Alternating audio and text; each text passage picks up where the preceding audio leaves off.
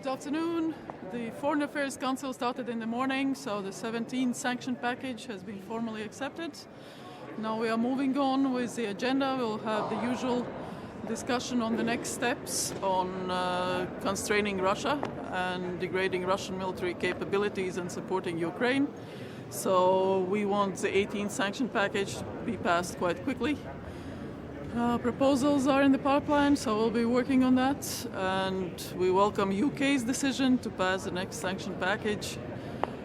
You know that also there have been quite a number of new developments in the Baltic Sea with regard to Shadow Fleet, so we will cover that. Last week we met as a Council of Baltic Sea States, so the 10 countries around the Baltic Sea, and we decided also to change the character of the Council to move it more to adapt to the security environment that we have currently, which is also a role for the Council of Baltic Sea States for the security challenges below, of course, the military, but more around the cross-sectoral developments and coordination of that with regard to security.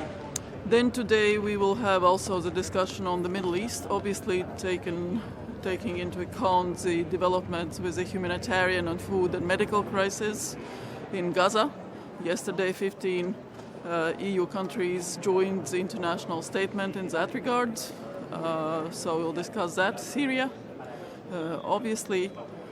And with Ukraine, there will be discussion. I'm sure we can't predict what ministers will bring it up, but with regard to the possible ceasefire and possible peace talks between Ukraine and Russia, we of course repeat the call for an unconditional ceasefire that President Trump, our leaders, called for, and for the just and lasting peace. We also, meanwhile, since the last Foreign Affairs Council, as you know, have decided to set up the International Tribunal within the Council of Europe on the crime of aggression against Russia. So there are quite a number of steps to ensure that it's not only various aids that we provide to Ukraine, but also that Russia is constrained and their military capabilities are degraded. We have seen so many sanctions packages against Russia. Nevertheless, war is still ongoing. What kind of effect those sanctions actually have? With the sanctions, you know, it's not only accepting the package, but actually implementing it and then adopting it. So there's constantly evasion of sanctions by Russia. Russia tries to play various games through third countries, through its own proxies, and so on and so forth. So it's important that we take that into account, learn from it, and make sure that we adopt new measures and again implement it. Today we will have a dialogue with the EU sanctions envoy, David O'Sullivan, my friend, and that is also an important element for the next steps because he will provide background and information with regard to third countries, those who help to avoid statistics, but also what we see in practice, what works, what doesn't work.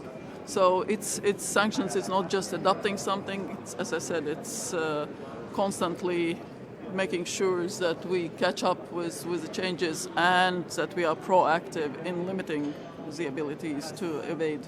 As Trump is talking to Putin, should we, as Europe, not wait now and give it a chance?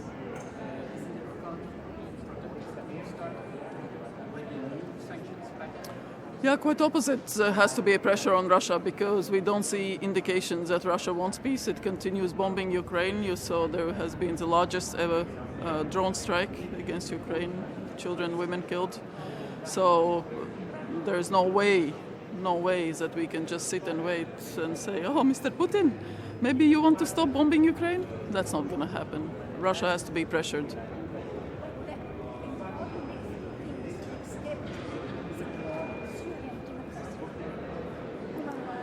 Well, political decision has been made to limit the economic sanctions, to get rid of that. So it's actually how to do that and what practical steps need to be taken. But of course, it's conditionality. It's conditionality. The Syrian government has to show that it follows its deal through. So it's pretty straightforward.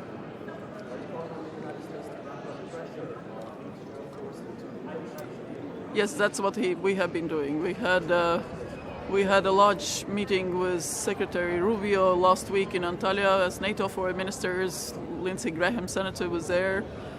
His sanction package is pretty strong, and there's a large majority in the US Congress, if necessary, to move ahead with that. So from what we understand, they are quite ready to proceed when necessary. So there is a pressure from various quarters. I thank you.